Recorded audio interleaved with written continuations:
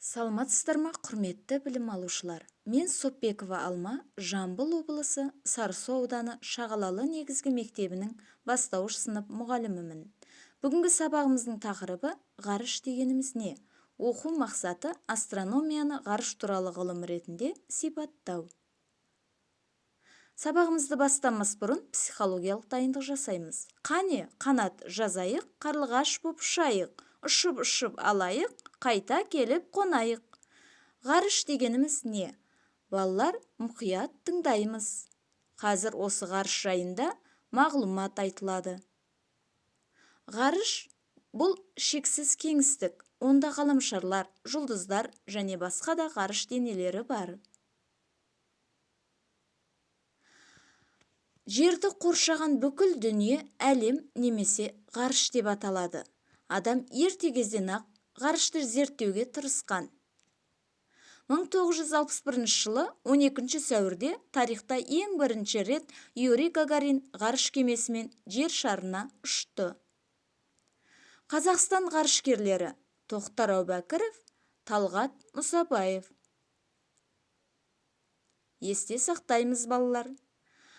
Астрономия аспан денелерін, олардың құрылысын, қозғалысын зерттейтін ғылым. Ғарышты зерттеу не үшін қажет, балалар?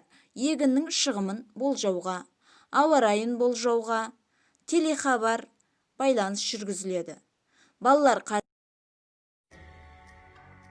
Күн біздің планетамыздың айналып өтетін күн жүйесінің орталық денесі. Жерге ең жақын орналасқан алып жұлдыз. Жердегі жарық пен жылудың негізгі көзі күн. Күннің жасы шамамен 5 миллиард жыл. Күн қызған газды өте үлкен шар. Күн тұтылған кезде күн дискісінің жиегінен фонтандарға, доғаларға, бұлттарға, тамшыларға ұқсайтын алып отты жалындарды көреміз. Осындай күн дискісінің жиегіндегі газды бұлтты протуберанс деп атайды. Протуберанстар магниттік өріс әсерінен пайда болатын жарқыраған газдардан құралады.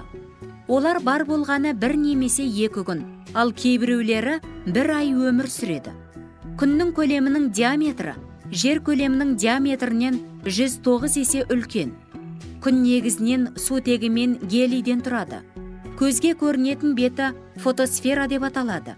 Оның лаулаған от пен протуберанецтер орналасқан тәжі бар. Күннің белсенділігінің ең жоғарғы шегінде оның бетінде ерекше көп дақ байқалады. Біздің күніміз ядролық реакциялар жүретін термоядролық қазан болып табылады. Оның ядросының температурасы 15 миллион градус, ал бетінің температурасы 6000 градусқа тең. Күн жүйесінде орналасқан барлық планеталар күнге оңайлықпен сыйып кетереді. Күн көлемі жағынан орташа жұлдыз болғандықтан сары карликтер қатарына жатады. Ал үлкен жұлдыздарды қызыл алыптар деп атаса, ең кішкентай жұлдыздарды ақ карликтар деп атайды. Вега күннен 4 есе, ал Мира 460 есе үлкен. Аспанға қарағанда күн мен ай бірдей көрінгенімен, күн өзінің көлемі жағынан жердің табиғи серігі айдан 400 есе үлкен.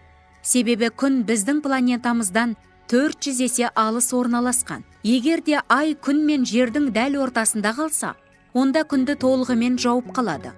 Бұл құбылыс күннің тұтылуы деп аталады. Егер ай күннің жиегін жауып қалса, бұл құбылысты сақина тәріздес тұтылу деп атаймыз. Жердің күнді жауып қалатын кездерде болады. Бұл жағдайда ай көлеңкеде қалады. Бұл құбылыс айдың тұтылуы деп аталады. Осы құбылысты біз планетамыздың кез келген бұрышынан көре аламыз. Айдың толық тұтылуы жылына 3 рет қайталанып, 2 сағатқа дейін созылады. Полярлық шұғыла жер атмосферасының ионосфера қабатында байқалатын жарқыл. Полярлық шұғыла ғарыштан келетін жоғарғы энергиялы зарядталған бөлшектердің атомдар мен молекулалармен әсерлесуі нәтижесінде пайда болады. Полярлық шұғыланың байқалу жиілігі мен қарқындылығы күн активтілігіне тәуелді. Полярлық шұғыла алуан түрлі пішінде, әр түрлі жағдайларда байқалады. Балалар, бұл бейнероликте күн жүйесінде 9 планета бар екенін білдік. Марс планетасы күннен 4-ші орналасқан. Келесі жер күннен 3-ші орналасқан, оны көк планета деп атайды. Себебі онда су көп, атмосфера қабаты бар. Келесі планета шолпан күннен 2-ші орналасқан, жердің көлемімен бірдей, бірақ сағат тіліне кері бағытта айналады. Келесі Меркурий, онда балалар ауа мен су жоқ. Күн жағы өте ыстық, ал қарама-қарсы жағы өте суық. Келесі планета Нептун. Бұл көгілдір түстес, беткі температурасы минус 200 градус. Мұнда ең күшті желдер соғады. Уран, ұсақ тастар мен қатқан мұзды газдардан тұрады. Сатурн планетасы, мұнда сансыз көп тастардың кесектерінен, мұздан және шаң тозыңнан тұратын жалпақ жарқыраған сақина тәрізді болады. Келесі Юпитер күннен 5-ші орналасқан. Балалар, және бұл ең алып планета. Балалар, енді сергіту сәтін жасаймыз. Айда біреу аспанда, күнде біреу аспанда, тұратұғын елжіреп, бәрімізде бір жүрек. Балалар, енді тапсырманы орындаймыз. Ғарышкерлер күні қай күн? 12 сәуір, 22 мамыр, 4 қазан. Дұрыс жауап 12 сәуір. Ғарышқа ең алғаш ұшқан кім? Әубәкіров, Гагарин, Хаббл. Дұрыс жауап Гагарин.